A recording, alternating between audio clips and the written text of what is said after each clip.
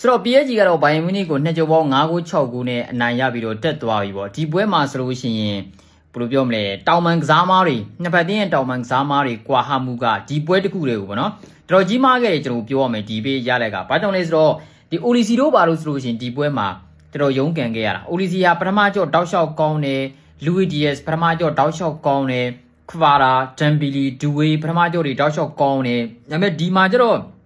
Kvara ကတောက်လျှောက်ကောင်းပြီးတော့ရလာတဲ့ပေါ့နော်ကျွန်တော်ဒီအခွင့်အရေးတွေကိုအနည်းဆုံးတော့နော်ရတစ်ချိန်လုံးပုတ်နေရလောက်အောင်ထိကို PSG ရဲ့ဘက်ကဒုက္ခပေးနိုင်ခဲ့တာသူတပင်သူတို့ဘက်ကပွဲဆဆချင်း3မိနစ်လောက်မှတင်ကိုပဲဥဆောင်ကိုရတော့2စီးတွေပါဖြစ်သွားပြီဗျာသိလားနော်နှစ်ကြောင်ပေါင်း2စီးပုံစံမျိုးတွေဖြစ်သွားတော့ pressure ဟာ PSG အတွက်မရှိတော့သလို PSG ကမလိုအပ်ပဲတိုက်စစ်စင်စရာမလိုတော့တဲ့အခြေအနေမျိုးရောက်သွားတာအဲ့တော့ PSG ရဲ့ဘက်က counter attack တွေကိုဦးစားပေးကစားတယ် defense တွေငါတို့ defense တွေလိုအပ်ရင်ကစားနိုင်နေဆိုတာမျိုးသူပြသွားတယ်ပြသွားရင်းနဲ့တံပြန်ဒီမှာဒူဝေးတို့ဒမ်ဘီလီတို့ပေါ့နော်သူသဖြင့်ကျွန်တော်ကပါရာတို့ဆိုလို့ရှိရင်ပြီးလို့ရှိရင်ဒုတိယပိုင်းဝင်လာတဲ့ကျွန်တော်တို့ဒီဟွာတို့ဗါတယ်ဒီဘာဂူလာတို့ဆိုလို့ရှိရင်လည်းပဲနော်ယာတောက်လျှောက်ပုတ်နေရလာအောင်ဒီတို့အန်ဒီရပေးနိုင်ခဲ့တာဆိုတော့အဲ့လိုမျိုးပေါ့နော်တောင်မန်ဒီမှာတောက်လျှောက်ကောင်းနေတဲ့ချိန်ဒီဘိုင်ယန်မြူးနစ်ဘက်မှာတော့အဲ့လိုမဟုတ်တော့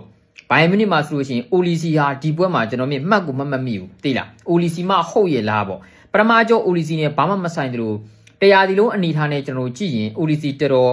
ဟိုကောင်းပြီးတော့အခုဒီပွဲနဲ့ဒီပွဲမှာတော်တော်တိုင်ပက်တယ်ကျွန်တော် OLC Champions League မှာတိုင်ပက်တယ်ကျွန်တော်နှစ်ပွဲတွေ့ဘူးတယ်ပထမကကျွန်တော်အနေနဲ့ပေါ့နော်ဒါဘိုင်ယန်ဗာလဲ Real Madrid နဲ့ပွဲမှာ Ferland Mendy နဲ့ပွဲအဲ့တုန်းကတော့မှသူဂိုးသွင်းသေးတယ်သိလားနော်ဂိုးသွင်းသေးတယ် Mendy ကိုလေသိလားဒါပေမဲ့တော့အခုဒီဒုတိယကြော့မှာဆိုလို့ရှိရင်တော်တော်တိုင်ပက်တာဒါအိမ်ဝင်းတော့ဘာမှကျွန်တော်အနေနဲ့မလုံနိုင်ခဲ့ဘူးပြီးရင် Luis Diaz ပေါ့ Luis Diaz ကလည်းပဲဒီပွဲမှာဟိုဘယ်လိုအလိန်ခောက်တွေဘာတွေလုံနေတာနဲ့ဒီမဲ့ဂိုးပေါက်ကန်ချင်းကိုကောင်းကောင်းမရဘူးHarry Kane စီကိုဘောလုံးမပေးနိုင်ဘူးဘိုင်မြူးနစ်ကတောင်မန်ဒီကို तू ကဝင်ကားစင်းနဲ့ဘယ်လိုပြောမလဲ width ကို hold လုပ်တဲ့ team ဆိုတော့တောင်မန်အစွန်ဒီမှာကစားမတွေက cat inside လောက်လာပြီဆိုတာ ਨੇ သူတို့ရဲ့ first ဒီဘယ်လိုပြောမလဲအတွေးဒီသူတို့ရဲ့ပထမဆုံးအတွေးဒီကန်ဖို့ပဲအဲ့တော့ Harry Kane စီကိုဘောလုံးကအများကြီးမရောက်ဘူးရောက်တော့လေ Harry Kane ဆိုဒီပွဲမှာနှလုံးသားပဲ तू ကန်ခွင့်ရတယ်တစ်လုံးကူးသွားတယ်ဆိုတော့အဲ့လိုကြည့်ပါတော့တောင်မန်ကစားမတွေကဘိုင်ယန်ဘက်မှာဒီညရုံးကန်လေးရပြီးတော့ဒီ PSG ရဲ့ဘက်ကတခြားကောင်းပြခဲ့တဲ့အခြေအနေမျိုးမှာတိုင်ပက်ခဲ့တယ်လို့ကျွန်တော်ထင်တယ်ဆိုတော့တောင်မန်ကစားမားတွေကဒီပွဲကိုအများကြီးဆုံးဖြတ်ပြီးသွားတယ်လို့ထင်တယ် OLC တို့ Luis Diaz တို့ရုံးကန်ခဲ့ရတဲ့ပွဲလို့ကျွန်တော်ထင်တယ်ထူးသဖြင့်တော့ OLC ပေါ့ဗျာဆိုတော့ညီကတို့ဘလူးမင်းရလဲဒီပွဲမှာဘာကြောင့်ဘိုင်ယန်မြူးနစ်နေနဲ့ဒီ PSG ကိုဘလူးမတ်မထိုးပေါက်နိုင်ခဲ့တယ်လို့ထင်ကြလဲဆွေးနွေးကြပါအောင်အားလုံးကိုကျေးဇူးပါ